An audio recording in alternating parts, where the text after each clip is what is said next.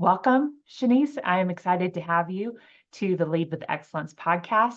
To give you a little bit of a background on Chaniece, she is a senior administrative assistant at Boston Consulting Group, one of the top 3 management consulting firms in the world.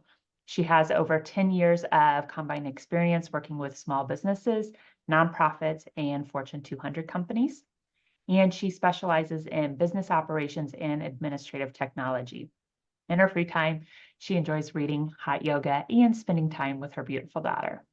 So, Chaniece, jumping right in, share your story about what led you to serving executives and what practices you have in place to serve them well. First, thank you, Melissa, for having me. I'm so happy to be here. My story starts really with the virtual office and executive suite service providers. If you're familiar with WeWork or, kind of like Regis and like ServCorp, those, um, I guess, yeah, they're more services than they actually are established offices. Um, so, yeah, that's really where it all began. Essentially, I was providing administrative services to a variety of like businesses. I could be picking up the phone and working for a law firm, or I could be working for a financial institution, a CPA. But when it came down to it, it kind of made me wonder, like, if I have the ability to kind of adjust and pivot, within a phone call, like if I were to really hone in on, like my skill set and businesses and, their operations and processes and really wanting to know how they function, how can I do this in a singular capacity, right? And that essentially led me to figuring it out on my own. The journey started with having to do everything for a whole bunch of people when in reality, like, yes, it's great to be, a Jill of all trades and a master of none, although it continues to go, it's better to be a master of many than none, right? But even with that, it's like, okay, if I'm good at business operations and processes and even kind of like figuring out ways to simplify everybody's day to day, how does that, how, what's a good way for me to say this? How does that support my career development and success? What does that look like, and how does it benefit, the small business or the executive that I'm supporting? What can I pull from that? And mm, I'm stumped. Hold on. My brain was going one way and now it's going in completely different. Can we start over? Oh, no, where you're at is great. So you were figuring out like how the work that you does supports both your career development and who you're serving. And so creating Yeah. synchronous between that and how you paid attention to hone in so you could do it on your own later, which you've done. So just adding to what you started the conversation with, I've had the pleasure to work with you and have really appreciated your work ethic. And so with some of the things that you just said, I'm curious, where did that work ethic come from? Like, are there people or things that have influenced you to show up the way that you do? Yes. I would say, honestly, my greatest influence outside of my daughter is simply knowing that I was good at something, right? There's nothing better than having the confidence in yourself, and simply knowing that you are willing to take bet on yourself and continue to challenge yourself as well. So I started as a receptionist, and I've elevated and I was able to successfully support small businesses and nonprofits on a like contract or freelance level. And then I transitioned into the workforce again in the consulting realm. So I think with each step, it was a bit more challenging because it required a little bit more of me. Um, yeah. for sure. I love that you said confidence in yourself and the willingness to bet on yourself. That's also known as self-efficacy, that you can do anything that you put your mind to. And I'm curious, is that something that was instilled in you as a child, or is that something that you learned through overcoming challenges yourself? And so it became like this self-belief. I would say it's something that was instilled in myself. I did grow up playing sports. So essentially, whether it's a team sport or something individual, if you don't think that you can do it, then you most likely won't, right? Um, but once you kind of reach that ability to understand, like, yes, I'm good at this, but I could be better. Or if I take the time to do it, I can be better. Practice doesn't make perfect, but it definitely makes consistency. And from consistency, you continue to kind of, build on top of that. And I will say into adulthood, that consistency has definitely boosted my confidence a lot more because you don't know until you try. That's what it turned into. Like, I know I can do it because I've consistently done it before, but let's simply try this and see if I can do it. And if you can do it, then you can just keep on going. you know there's no cap. I love that. And you're right. Like, you're not afraid to fail forward because you're trying. Hmm. And like with that trying and that consistency, then you're learning. Exactly. One of the things that you described to me in describing excellence is that it's a consistent high level performance with little to no error, and it's a point of Hmm. reference for exemplary work. With that being Hmm. said, what's your personal standard for exemplary work? My personal standard. Um, I don't want anybody to circle back to me and say that something needs to change. I want to do it right the first time. And the first time could come with questions. I could need a bit more clarity, but once it's done, I want it to simply be done. And I think that's a great way to answer my question for you, which is what are practices that you use to uphold the standard? And I think one of them that you said you ask questions for clarity. Yes, definitely ask questions for clarity. Um, I I won't say that I don't prefer to try and figure it out first because I do. I'd much rather, kind of see what information I can pull ahead of time. And, with asking questions for clarity, you can still add in, the bits and pieces of information that you do know, um, either for it to be expanded on or for it to be corrected. That's also incredibly helpful. And I would even say, the relationship that you have with the person that you're working with also helps as well. They can naturally know to give you a little bit more information or specify or be a little bit more concise. Um, so I would say those are like my top two, building that relationship so that we honestly know each other's communication style or can adapt to it.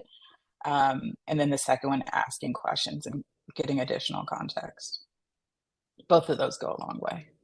So knowing each other's communication styles and then getting additional context. Yes. And I think that's really important because it's so easy for people to assume things, and especially when speed's important and getting things done and people are just preoccupied, that they overlook the importance of clearly communicating and then sometimes providing the details surrounding the situation so that you can do it well the first time, like you said. Mhm. What is needed from founders to create a successful partnership with their support, with their admins, with their assistants? What is often overlooked in that relationship? I'm definitely going to say the actual relationship and people aspect of it. Um, and I say this just from my current experience in the consulting world is when founders or executives are working with their assistants, it's almost seen as if it's just a transactional exchange, right? And that is probably the worst way you can look at this. Um, it is a relationship. You guys have to work well together. And if you are not willing to understand the person that you are working with, it won't be successful. Very transactional working styles are typically very cold. Um, and as an assistant, it doesn't provide us the comfort or the space to ask those qualifying questions or those questions for context that you need, or even, wanting sometimes potentially to provide additional support. Like my working hours are 8:30 to 5 p.m. I'm sorry your flight canceled at 4:45. I have to go at 5. Whereas if we have the relationship, or like, oh hey, she doesn't have to get her kid until 5:30, or hey, the founder has had a light day today, they're pretty flexible. There are ways to essentially bend the rules, but when that people aspect is in there, it doesn't feel like your assistant is doing the work when they're doing the work. So it's not an overextension, if that makes sense. I think that brings up a good point about boundaries, because there is sometimes an assumed behavior that assistants are available 24/7. And I would say that's more prevalent now with technology and the Hmm. easy access that we have to communication tools. How do you establish boundaries for and to still do your job well so that the individual feels supported? I'm definitely gonna say this was a Melissa Jones. This was definitely supported and honed in by working with Miss Melissa Jones right here. I do, yes, with a lot of the communication tools, whether it's on people's phones or whether it's on their iPads, whatever devices that they're using, there's an anxiety. There's an anxiety that comes with the pings, the text messages, and all of the noises, and it almost forces people to be very reactive. Um, when setting boundaries, I just make it very clear at the beginning of the working relationship, that comes with understanding, like, hey, what are your preferences for these time blocks? Hey, I'm also going to disclose that this is how I work during the day. This is my hard stop, and I can be a little bit more flexible here, but ask ahead of time, like communication as well.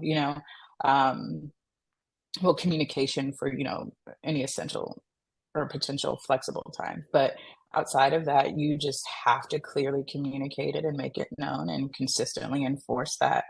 um, there's there's no responding after work hours or office hours. you know yes, it may be urgent to you, but unless clearly communicated ahead of time, unfortunately, those are boundaries for a lot of assistants.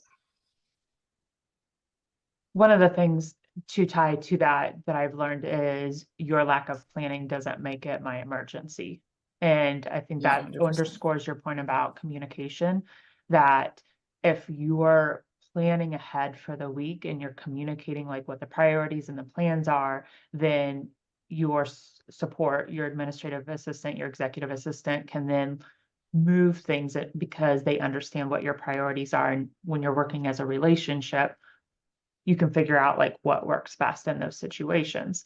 That being said, obviously founders sometimes have things that come up last minute, whether it's with a client, whether it's like a business demand. How do you navigate through those last minute changes? Um, I'll always make an exception for client facing or, urgent business related needs. Um, Unfortunately, sometimes that is just the requirement of business sometimes.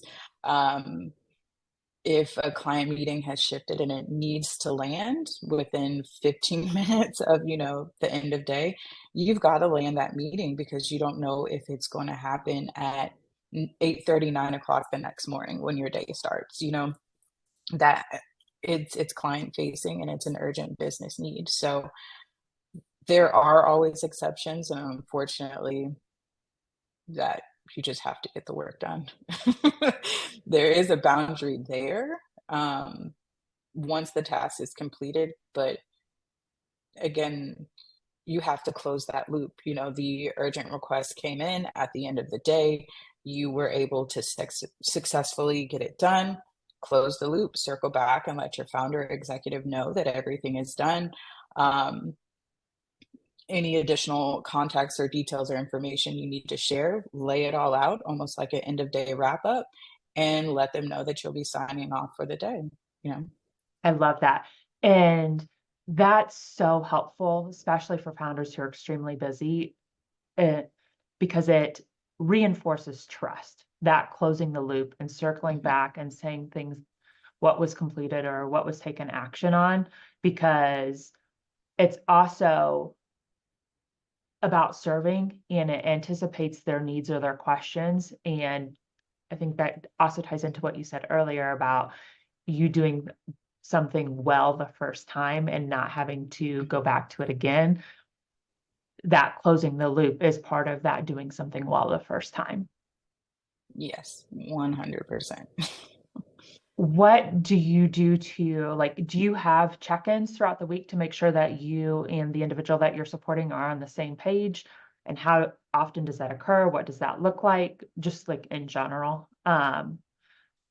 Do you do like a Monday morning or Friday afternoon for the next week? Do you do top of day check-ins? Like what's that so that you're both on the same page? Yes.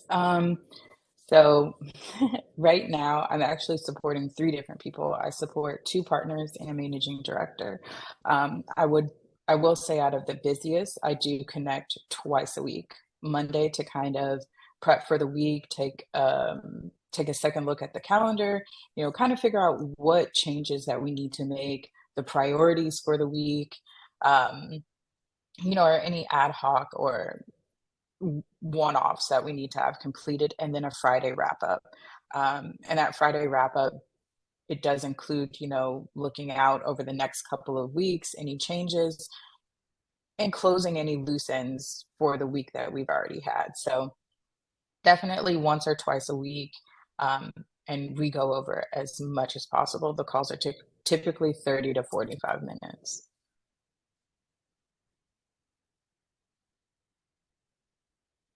What stands out and is appreciated from the individuals that you've worked with previously where they have done something to within the relationship that has made your job easier, that has supported you so that you can have a successful partnership?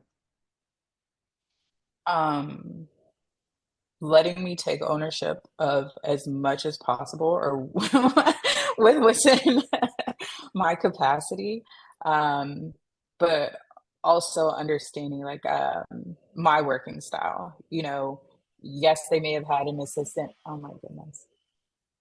Yes, they may have had an assistant before, but you know, we have to work well together. So them understanding like my working style and how best I communicate has always been like so helpful. Slack me, you know, email me, CC me on emails, you know, forward things to me, give me all the information that you would like to give me. Um, and then I'll ask questions, you know, hey, what is this? What is that? Because I feel like the more I know, the easier it is for me to support you without you having maybe as active of a presence in my day to day, if that makes sense. So if you forward me something, I know what to do with it because I have additional context from previous conversations. You know, you just sending over random information. You know, I'm like, what is this? But it all makes sense in the thread. I think that, yeah, we love that together. That makes complete sense because they're keeping you in the loop. So Mhm. you have, and I think that goes back to what you said at the beginning of the conversation is master of a lot of things, because when you're in a support role, the more information that you know, the better decisions you can make because decisions aren't isolated, like they impact other things. And so the more information you know, the better you can do your work and also make decisions on their behalf, Exactly. interrupting them. Exactly. And I also love your point about allowing you to take ownership and so that you have autonomy. That's a critical piece. And again, that ties back to trust. So I think that's a great segue for the next question, because a critical element to the partnership is trust. And so I'm curious, what do you practice yourself to establish that trust and then build on it? Um, Trust can be very difficult to build. Um, but again, I would say consistently showing up, consistently making it known that I'm here to support, consistently showing that I'm able to do and complete the tasks that are requested of me, whether it's, in a timely manner or, you know, everybody has their preferences on how they would like for things to be done. Yes, if you have a checklist, I'm going to show you that I will follow the checklist. I might have my own process in completing it, but it's going to be done every single time. you know I'm going to share it with you and I'll keep you updated. Whatever you need for me to do to let you know that I can do it and that you can continue to trust me, I'm going to make sure that you see it as well. You're going to see that I'm doing it, and then you're also going to see the end result.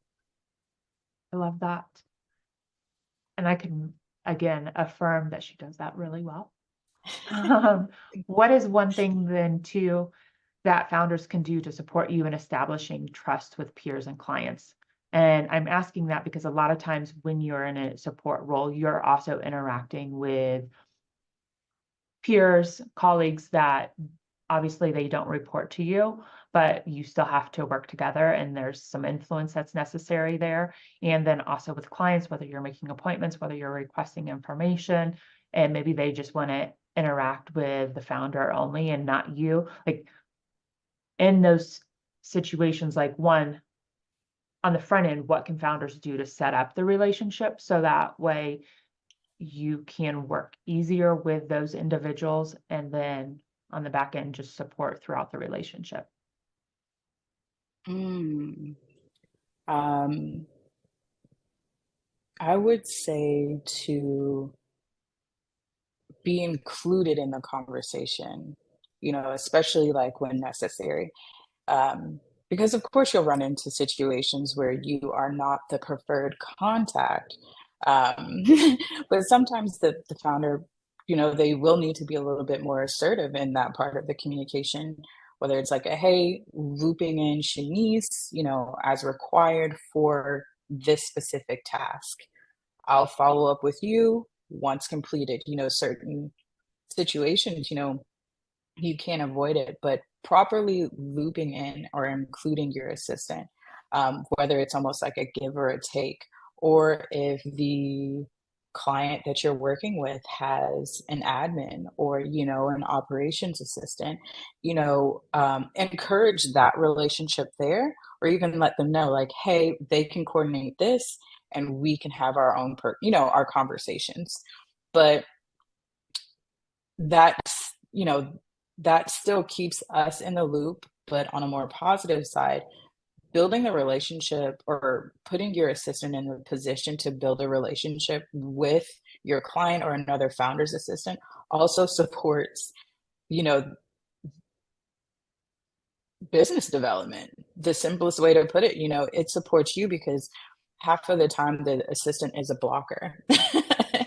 So if you have somebody that does have that good foundation or has built an amicable relationship with them, you're like, hey, Chaniece, can you reach out to, you know, Nike's assistant right there? I know you guys have chatted it up. You've been able to get her on the phone. I'm trying to see if I can get a meeting, because sometimes, like, if you can't do it, your assistant might be able to as well. No, Or your assistant might be able to. You I think never know. that So kind of reinforces put us in like a good position. the relationship Go ahead. component Hmm. and how everyone plays a significant role in growing the business, and that it's not just the founder's sole responsibility, that when the team is cohesive and working well together, then everyone can have a significant role in growing the business. 100%. What questions do you have, Chaniece, in regards to administrative work or from founders? You had submitted a couple prior to our call, and we can go through those if you'd like. Yes, I do. So I do have one that just comes off the top of my head. I kind of want to know the reasoning why some founders don't take um, more of the softer approach when onboarding an assistant. And by softer approach, I mean if you've chosen to hire this person, why is it more of it's there's almost as if there's a wall when it comes to understanding or not understanding, there's a wall when it comes to the one-on-one relationship, kind of like with building that, as I said before, having that relationship is essential to partnership. Why is there That's the first thing that I would say that I've consistently not consistently, at least not with Dondria, um, run into was like a wall because it's almost like they're pushing you away instead of allowing you to come in and, settle down, if that makes sense. Mhm. That's a good question. And my observations will be generalities. Obviously, there are people that will be outliers or the exception. But I would say overall that it's the question that you asked is rooted in trust. And when you are building a small business, it is your baby, your livelihood, your blood, sweat, and tears. And even though there is a myth out there of community over competition, competition is very real. And if anyone has been in business for a solid amount of time, they've probably encountered people that have not done right by them. And they've either taken Mhm, information and used it for their own advantage, or they've tried to replicate that person's business and gone out and created their own. Like there's lots of different scenarios that can come into play where a founder then has very low trust and they're very protective and it becomes more transactional. And so it's to their detriment. And it's just like any other relationship. Like even if it's in personal relationships, if you get burned so many times, you tend to build up a wall. The same thing happens in agree. business with founders. And so part of that starts with self-awareness of understanding how you're engaging with others and how that is limiting your own ability to get things done and to have a successful relationship and what you can do to navigate that. I would say that's probably the leading factor is trust and being burnt in the past. And then on the other side, there could be individuals that just will self-identify as introverts and they prefer to stay more reclusive or held back to Mhm, themselves. And those tend to be individuals that are great at their craft, but not great people. Oh, not great people persons, or they don't, social, right. yeah. Or they don't have the ability to lead others. And so that's where then it can become a little awkward because they're not sure how to engage. They haven't developed those people skills yet. And so that's something that can be developed over time. It requires the willingness and the desire to do it, but it can happen. But those would be the two things that are impact that. I can see that. Thank you. You're welcome. Something else that you had mentioned was where is the biggest gap in the management of admin or and support team? And I would say that it's around clarity. And I think we've probably touched on this a Mm, little bit, but a founder typically has a million things pulling for their attention. And in order to be an effective leader, they need to have a clear vision, because that vision is what provides direction for themselves, but also for the team, and can then be broken down into what needs to be accomplished.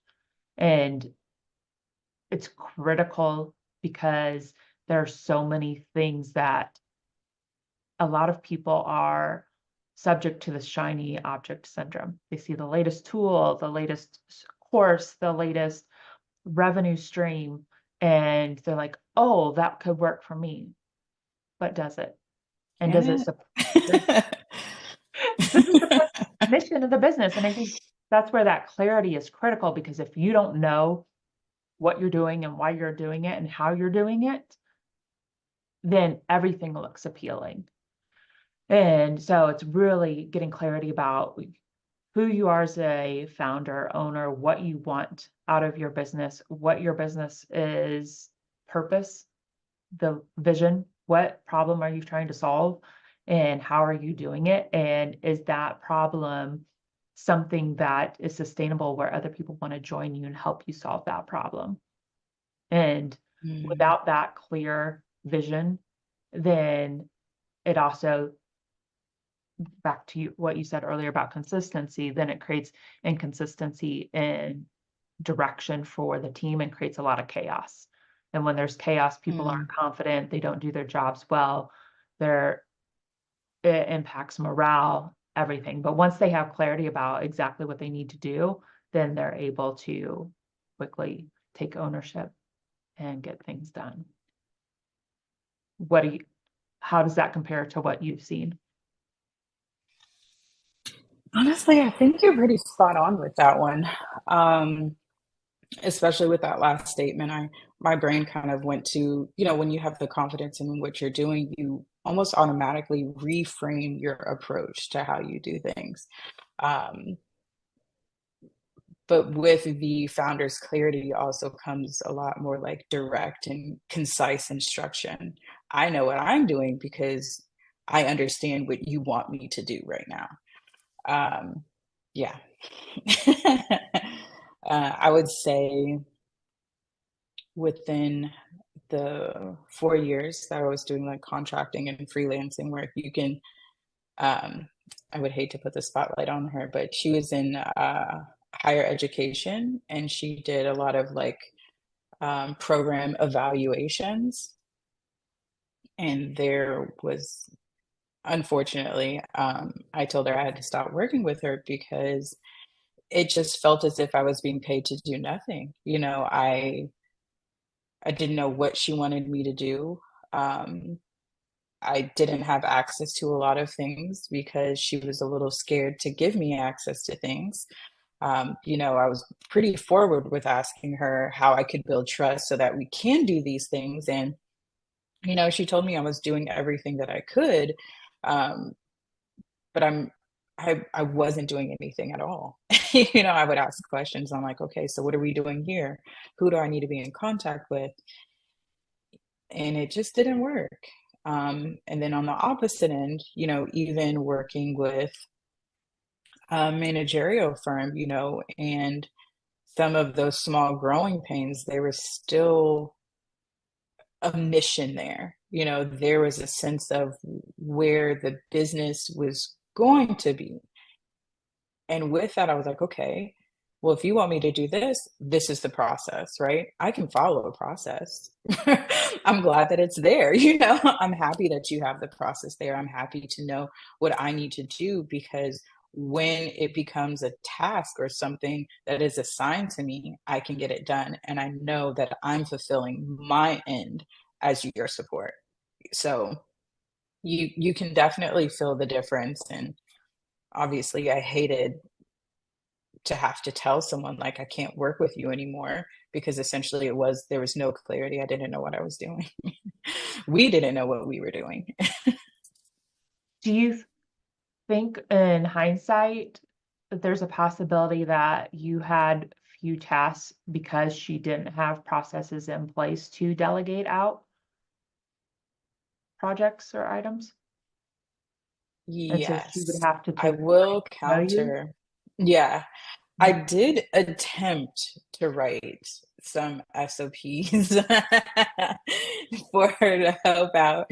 Um, and, it would get to a certain point and I would need more information or maybe access to documents.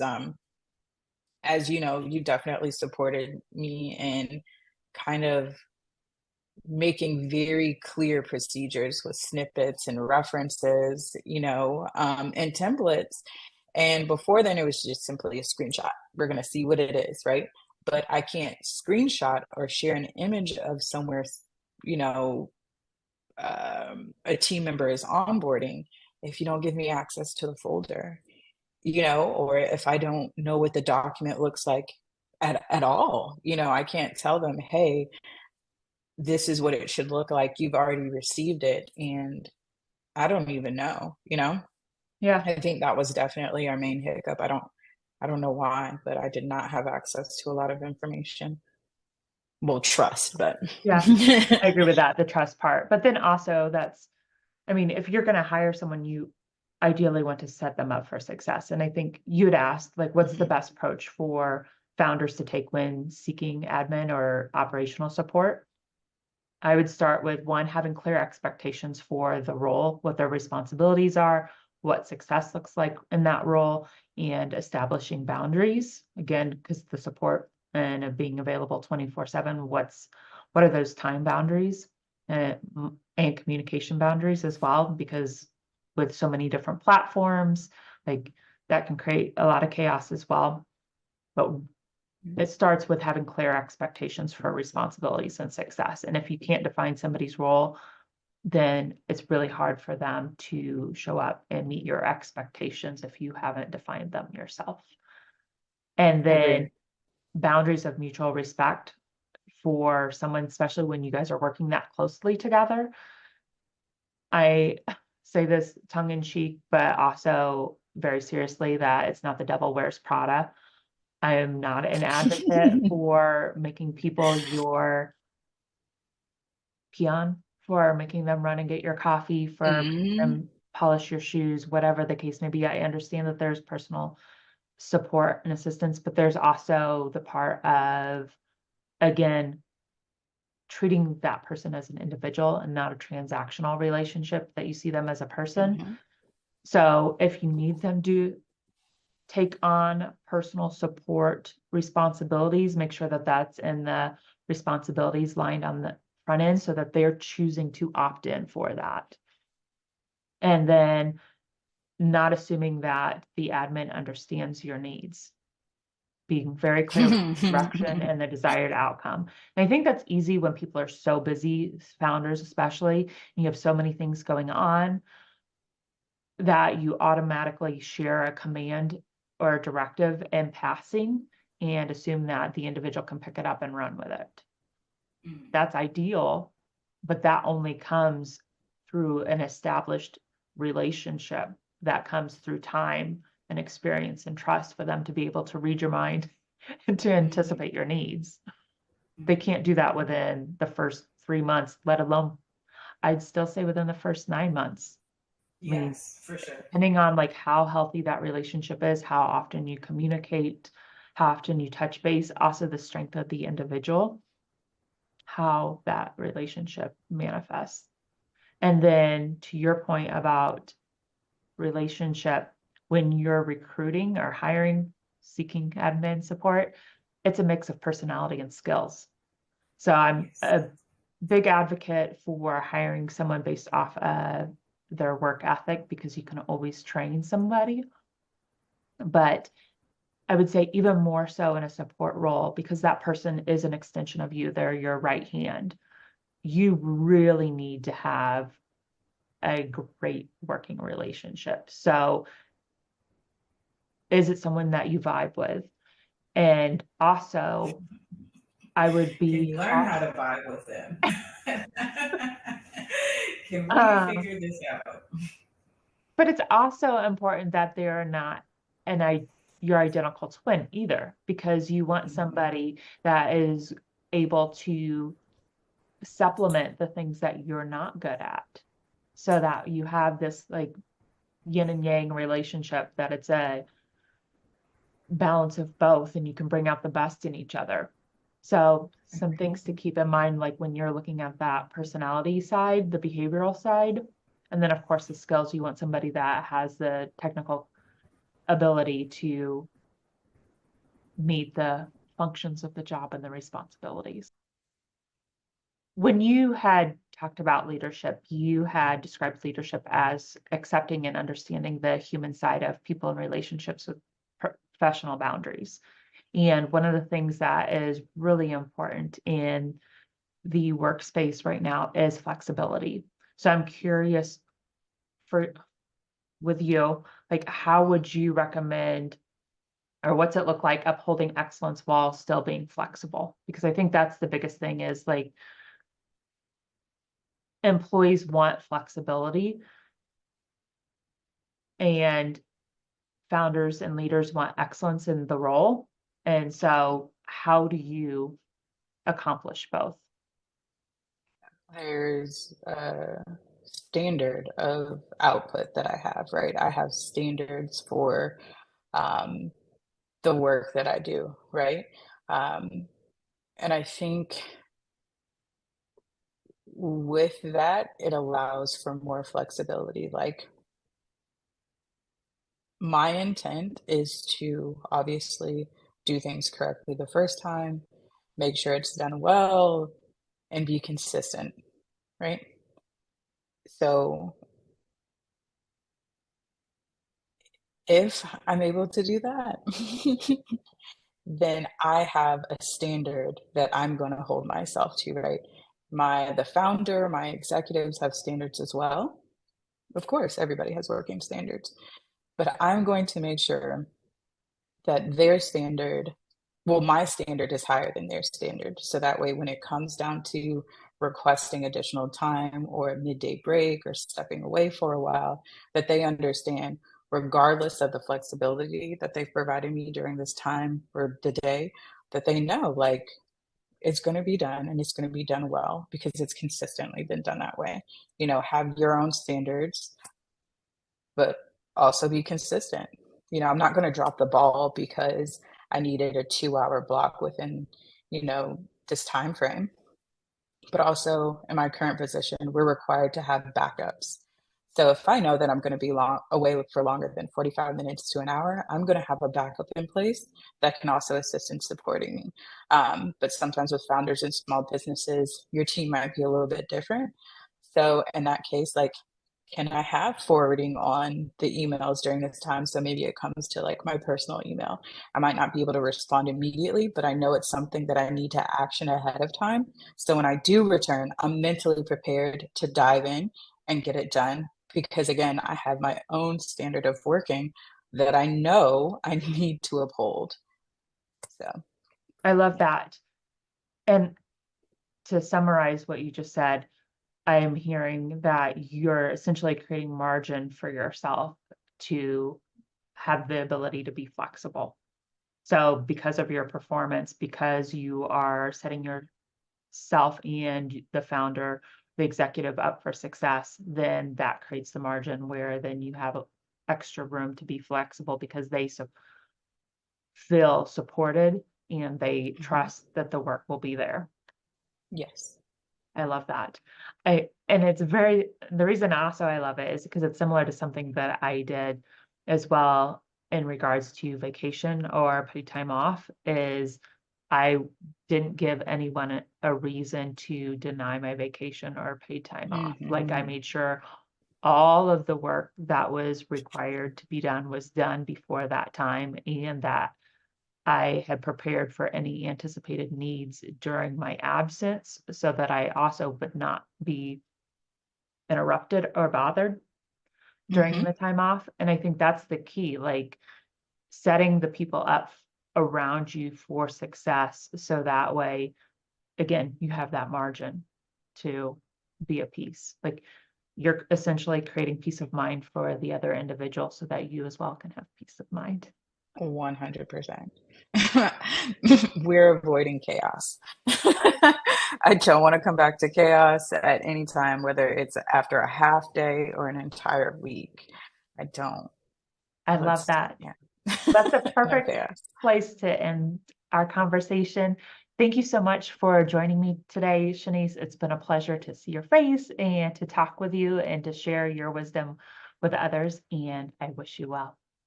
Thank you. So good to see you, Melissa. Thank you for having me. You're welcome.